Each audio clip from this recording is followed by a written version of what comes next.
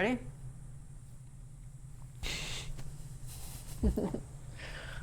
So I was thinking we could talk today about do you call it the project release cycle or just the project cycle? Yeah. I think I fixate on the release part because that part seems to be the phase that's the most difficult to stick to consistently, which is probably not a surprise, but I'm getting ahead of myself. So what is the project release cycle or the project cycle? See, I'm going to keep doing it. What is it and how did you come up with it? Yeah, project release, it doesn't have a name yet, but project cycle is the way I think about it. And it's basically the minimum structure for getting a work into the world, like a creative work. Yeah. And so I've worked on just metric shit tons of projects, like over the past 30 years, have been part of big projects, little projects, all these kinds of things. And they tend to structure themselves in similar ways. Mm-hmm. And sort of looking at that, I've compressed it down into the general phases of the cycle, and each one brings up different relationships to the work, yourself, etc. Yeah. And they have different intensities. So like you mentioned, for releasing for you is more fizzy. It's true of a lot of people. Some people love releasing. They'll just stick things out into the world without thinking about it at all because they don't want to be in the work. I feel like I know those people, and you're just like, how do you produce so much content? So for me, that feels like a whole, I don't even know, not a threshold, I guess, of like the habituating the release muscle, I think. I want to step back though. So what are the three phases? It's commit, tend, release. Yeah. Right? Yeah. So maybe helpful just to do one at a time. Sure. Or, I don't know, jump around, whatever's clever. Yeah, so commit, tend, release is the sort of beginning, middle, end structure. The way that I see committing is usually it's on the tail end of your previous release. Mm-hmm. You have a bunch of energy that has been freed up because you've put something out in the world. It doesn't always work this way. You may have gone through a long fallow period where nothing has gone out into the world, and then ideas are sparking again. So in this phase, in the commit phase, you are getting ideas from sort of like the imagination, from the creative source, however you want to look at it, and you are sort of figuring out which ideas are most attractive to you. And in this case, to get it into a project, there is a necessity to choose an idea. Yeah. Or have an idea choose you. Though it's a weird thing there. So you're kind of like setting things aside and feeling into what is most alive, and then it's a relationship. So there is a moment where you're like, okay, this idea that is coming to me feels like the one to do. And that can show up like you're on a walk and like the sun hits your eyes in a particular way and you're like, "Wah, I'm doing that one. I know that I'm doing that," or a shower thought or something. We just heard from Michelle at our recent workshop that's how she was on a walk, I think, when she got the idea for her newsletter and app that she's like, it like hit me like a lightning bolt and hasn't let me go since. Some of them are like this. Some of them like take a much longer time. Yeah. Like Plane to Being is one of these. It has been knocking on my door in different forms, like to see if I was ready to play with it effectively. It takes years sometimes. I'm kind of curious because this is recently, I've been thinking about this because we've been working the project cycle. So what you're describing feels like initially when a project starts courting you, like the idea starts courting you. Yeah. There's a fractal because once we've been committed to Plane to Being for years now, and the cycle still applies for each new experiment is how I'm kind of thinking about it, that we want to run in like social media experiments, content experiments, sales experiments, like product like all these different things are basically ideas that fit within the project. They become their own projects that work in a cycle. So that thing has been sticking out to me, and I messaged you just earlier thinking about how to manage a lot of small projects for the bigger one. Yeah. Because for me as an entrepreneur, I really like the commit stage. I love committing. I like creating the scope of the thing. I think I probably have a good relationship with my internal state because I can tell which ones are good and I'm excited about. Like I guess I use like an excitement meter or something like that. Yeah. But what I'm finding is that I'm just amassing a lot of projects and then I'm going into some creative debt. And I'm borrowing that phrase actually from Shannon Deep. So yeah, I just wanted to throw that out there because part of how you're talking for me is landing on like the initial phases of a project, but this is like throughout like a bigger project or a bigger work's lifetime. You find smaller projects to keep moving it along. Yeah. So like the cycle of release or the cycle of the project is what we're kind of pointing to here. Mm-hmm. And the ideas can be massive ideas that take years and have lots of sub projects within them, or they can be something that you knock out in a day. Yeah. So the general sense though is you're going through a relationship cycle with it. And so in the commit phase, like there can be a sense of like lots of things are popping up and lots of ideas are coming to you, and the commit orientation is to choose one of those or some of those depending on how you like to work. But in this case, we're focusing on choosing an idea and then moving that idea into effectively a project like skeleton is the way that I look at it, mm-hmm. which is you're giving the project you're giving the idea a body, mm-hmm. and so fleshing out that body so that it can walk out into the world. Yeah. It's just one image on it. The consultant in me is like, that's the scope. So yeah, scoping it, which is shaping, sculpting the body of it for whatever this... The skeleton for now. Release. Right? So yeah. It's the minimum structure to move you out the door on and that will change over the cycle. So, but you need something to commit to that says like, I am choosing to devote some of my energy over the next period of time, usually 4 to 6 weeks, but it could be, a massive thing. But mm-hmm. let's use the 4-week container for now. Over the next 4 weeks, I'm going to dedicate and devote my creative energy to this aspect of the project, this idea, and not all of these other things. Yeah. And so that creates a sort of focusing of the creative energy and allows it to start tangibilizing. Yep. And so there are some basic, functional components of this, like you pick a date that you're trying to hit. Yeah. You're orienting to the audience that you're going to bring it to.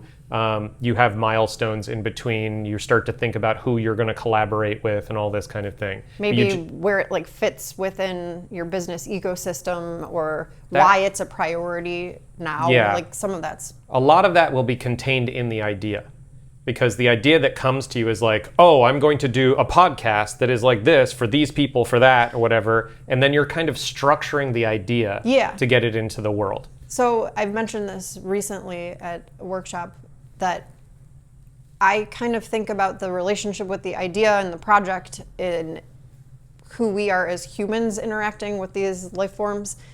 We have a body and a mouth and hands and that kind of thing. So we're able to articulate and bring into form some of what the idea contains, which is it has a form, but it's not as tangible, to use that word, or concrete. Yeah. So some of the pieces that are contained in the idea, like why is this a priority? Where does it fit in like the business, that kind of thing. What I'm hearing is our job as a founder is to articulate that and bring it forward, specifically in the commit phase. Like that's sure, yes. part and parcel. It makes it possible to tangibilize the work. Yeah. So like the ideas live in the imagination. They can do anything and be anything. Yeah. But ideas also have a type of imagination form. Like they want to be expressed in a particular way, but they're fuzzy. Like because the dimension that they live in the imagination makes anything possible. Yeah. So moving it into the real world is the process of art making, of creativity, of this kind of thing. So committing to the idea, sort of sculpting, like creating a skeleton for the project allows it then to have an interface into coming into the world, which Okay. then you start to move into this tending phase. And the tending phase is basically everything between like choosing the idea and moving it out into the world. And that there's a lot of stuff that happens in here. But it's primarily where a lot of the work happens. Yeah. And it is not a linear process in the tending phase. It's more like gardening. Like things will come and go, and weather comes and goes, and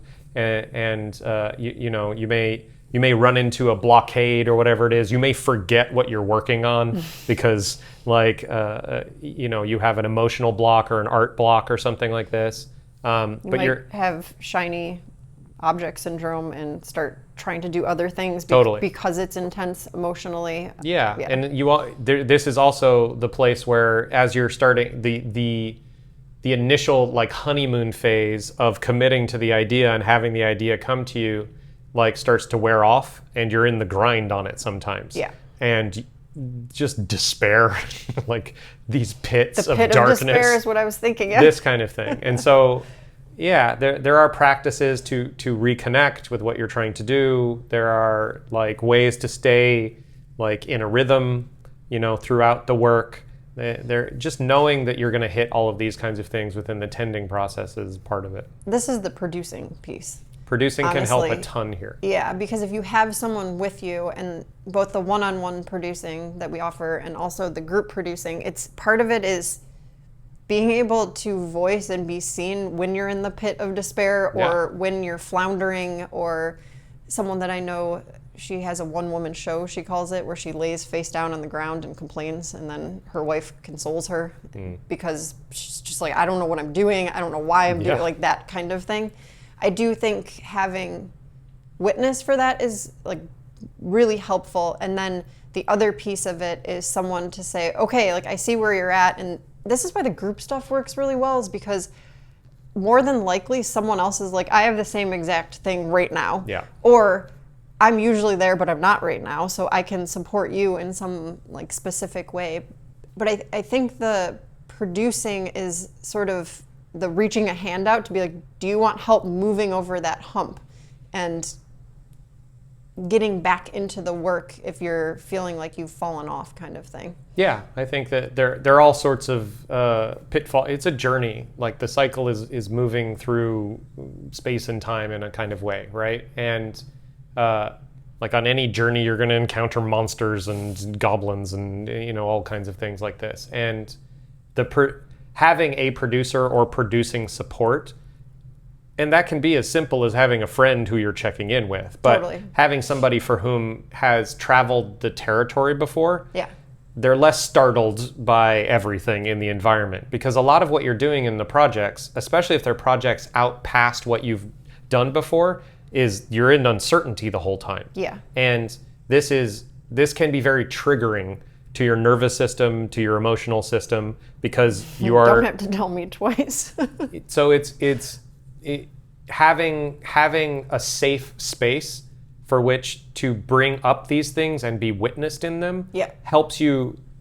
This is a fundamental aspect of the work. Of the tending So piece. because the places that you're stuck or avoiding are effectively like your system saying, I'm not safe. Yeah. And that becomes your work blocks. Yeah. And so being able to thaw those or welcome them, Yeah. the imagination can then move through you again. That So was- like thinking about the body as like the vessel for like the creativity, Yeah. we're trying to keep the body as like a channel, kind of.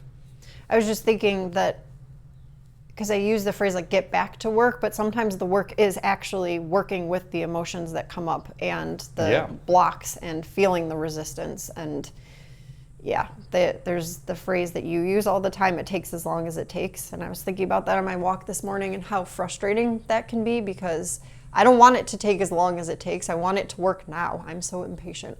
But Well, so on that point, like this is why we're calling it tending, not manufacturing. Yeah. So with creative work is not a linear manufacturing process. Sometimes it can tend in that direction, maybe, but most often You are in a relationship with something that is like weird and particular and will show up when it wants to and all of these kinds of things. So like if you try to like chop it into sort of industrial blocks, Linearize it, yeah. it doesn't work very well. No. And so it takes as long as it takes is more of it's a stance in relationship to inviting the creative work through. So you are relaxing in such a way to be sensitive and available to the work as it comes through, rather than and setting yourself up, body, mind, spirit, so that you can produce, rather than like changing yourself into a machine that like steady states produces widgets. And so we have a tendency in the broader world to machine stuff. Society is keen on that. I think it's, there's a shift that's happening now. I think just being aware of that is helpful by itself. This is where play comes in. Yeah. And two kind of definitions of the word. There's more play in the system if you can relax more and let things happen as they are. So, and like on the spiritual side, this is the getting good with reality and like what is. Yeah. When you do that, there's more play in the system. And then there's also, they're just so related that if you can be with the reality, even if it's the resistance and you're crying and it's horrible and like whatever the pit of despair feels like. Or great joy. Like sometimes it's really exciting. Yeah. The exciting though, because the point I'm trying to make is that you can always have like fun and like play with what's there. It's not that serious. Because sometimes it feels like the stakes are really high, specifically when you get into more of like the shadow or dark stuff. Sometimes with the excitement too, we get blocked from the excitement. But honestly, like when people are able to tap into the excitement when it is working well and they are flowing, that is like sheer joy play. Like play is just like very obvious, but part of what we're inviting people into is playing with all of it. Yeah. Like none of it is that big of a deal. All of it is kind of expected in the spectrum of experience or something with tending to a project.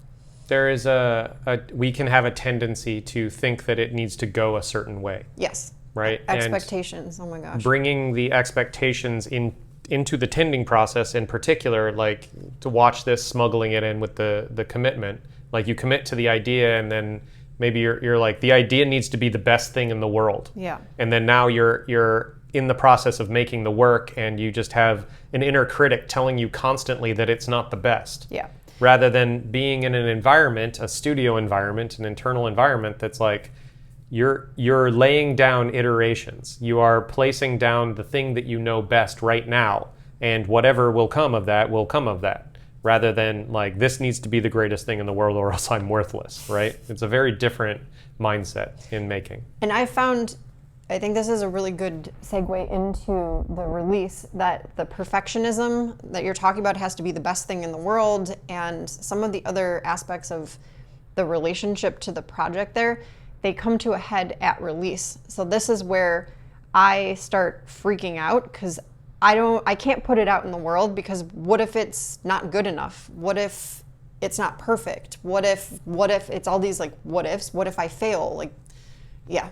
So for me, it's like having the release date, and the closer you get to the date and the more you're like, it's increasing the surface area on like who is part of this idea and letting it be seen. Yeah.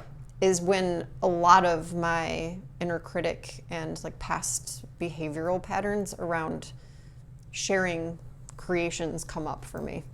Yeah, that's pretty, I don't know if common, there are different patterns, right? People fall into. That was mine. Yeah. My experience is similar. Like, I think the whole time that you're doing this cycle, it's not linear, right? You are slowly releasing what you think the thing should be. And there's this, I think that the movement from tending into release is usually marked by the project having its own momentum in a way. Mm-hmm. Like there is this sense of you have worked with it and it's starting to form itself, and it kind of has an idea of what it is. Yeah. and then it starts walking on its own. And so like it has a momentum towards the release. And there's a thing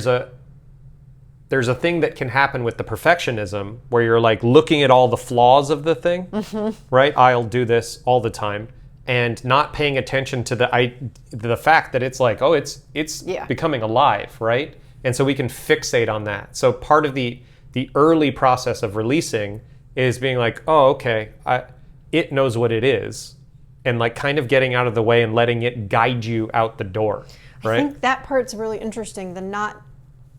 There's a not knowing aspect. There's a couple things. So there's the not knowing how it's going to be received and where it's going to go once it's out in the world. That can be really challenging. So that's one piece. So wanting to control that uncertainty is like I mean, we all have this tendency because we want the best thing for the project. Yeah. And so we can get into an ego mode where like, I know what is best for it, right? It's like a parent that is like helicoptering. Well, this is the organic and like play in the system approach versus I'm going to make sure that it does exactly this and that is received in this way, which is not something you can even control in the first place. Yeah. So that was one piece that I wanted to talk about, but there's another piece I want to double click on, which is the little releases, and like you're constantly releasing, but like how do you square the naming here versus the release? Like what is happening there? Yeah, so there's sort of internal release and external release. The internal release is the process of letting go. Like the idea comes to you, it is not you. It is something that you're in relationship to, that you are helping get into the world externally, right? And the process of doing that is working together and playing together and like tangibilizing into form, whatever that, it could be a blog post, it could be, a battleship, whatever the hell. And in the process because the idea relationship internally can be like very fun and infinite possibility or whatever it is. But with every movement towards tangibility, you are releasing some aspect of what it could be. Yeah, this is fascinating. I'm sure that at some point in our collaboration, I've picked up on the two tenors of release. Like one of them of a letting go. Yeah. But it's a letting go to share. Yeah. So, and there's just a letting go, like a giving. Like there's a pattern here that's like really interesting. The act of the creative process is a gifting. And so the idea is a gift. You didn't choose it.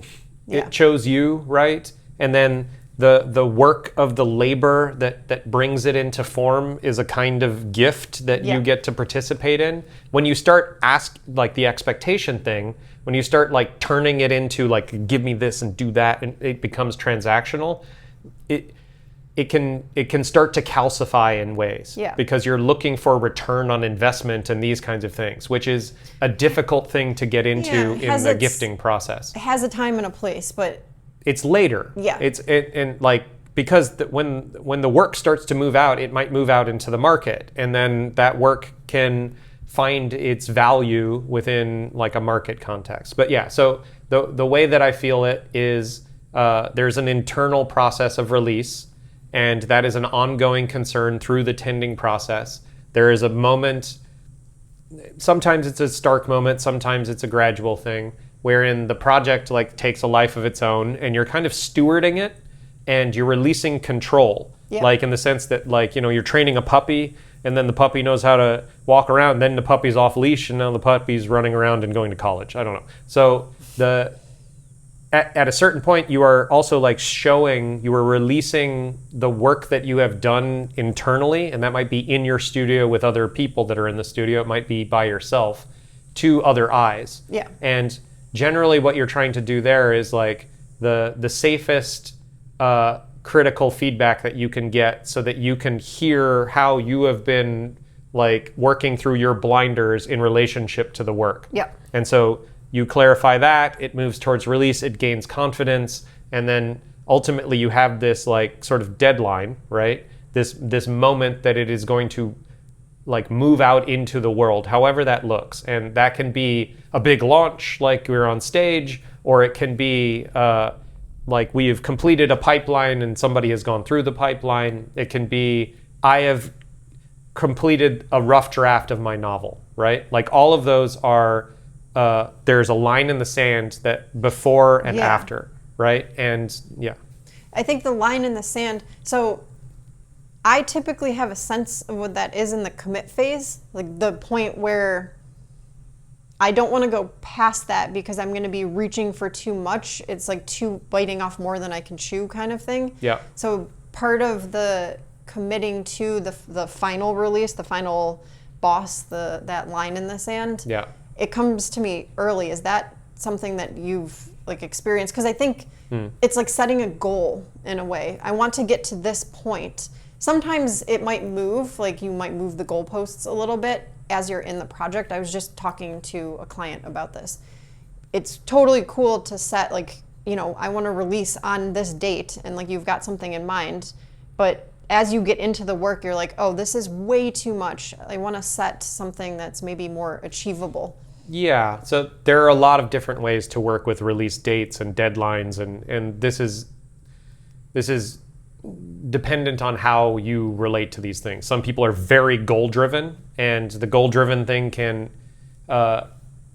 focus you in a way. It can hyper-focus you. Then you're like It's another kind of blinders. yeah, and then some people are like so creative that they dislike the constraints, and then making the choices to kill your darlings and all these kinds of phrases like feels very uncomfortable. Yeah. So we're the point of the release is that we're putting work into the world. Yep. Right? The style of the release can be suited to what you're doing. Yep. And then I particularly like to work in a way that I over-design the release in the commitment phase. And then as we get going, I'm like, okay, not that, not this, not that, not interesting. this. And then we find the essence of what the release is. Interesting. And we are moving that out the door. So there's no right way to do this as long as there is a devotion to putting the work into the world, into other people's, like sharing the work. This is illuminating for our collaboration. Good. Like genuinely, I'm having insights about how you approach the release and like how that shifts over time, because if you get too focused at the beginning, it sucks the energy out of it in a way.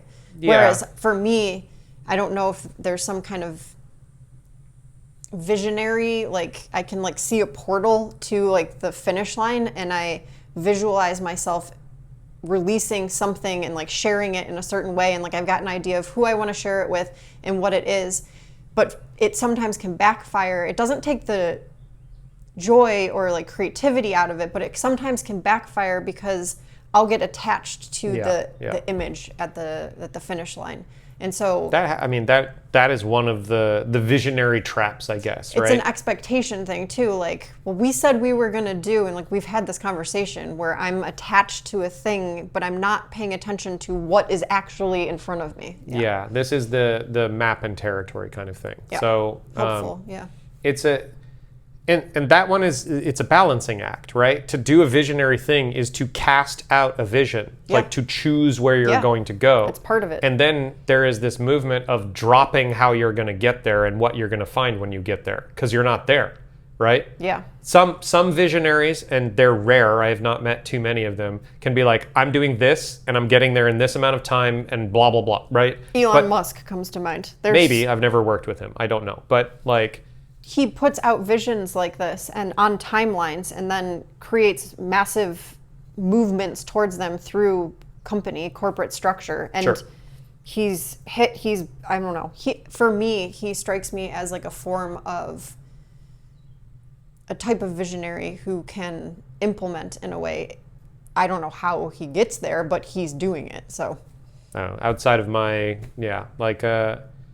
so I mean, there are these different ways of working with the image that you're bringing in to being. So yeah, like closing out the release cycle is effectively releasing what you wanted the project to be, Mm-hmm. like as much as you can do that, and then like seeing what it is. Yep. But that's very difficult from within. Yep. It's very difficult to see what it actually is until it is in other people's hands. Yeah, And even then, like there is attachment and all kinds of things, and you can try to loosen that. Having the tendency to be like, all right, well, I'm basically just working towards my next release cycle. Then you are in service of getting something into a project and releasing it, getting something into a project, not holding on to the results and all of these kinds of things, having that be information that is helping you determine what you're going to design next.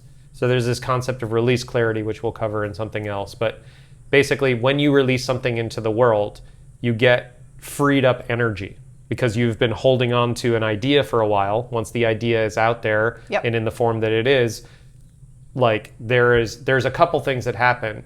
There's like a riz that comes online, like because you're someone who releases. Yeah, like sparkly. I think about it in terms like the muse is like that person is releasing things. Yeah. And so send them the good ideas. The way that right? I think about it, like similarly, is that once something's released and there's like an energetic release. And so there's this more like woo spiritual, like you're vibrating at a certain level. And so new ideas and new things are like, I'm attracted to that. And so then you start getting new information, which helps you filter into and roll into your next. Which starts the next cycle. commit Yeah. phase. And so working with that energy, deciding what to work on, because it's a very exciting and like stimulating phase.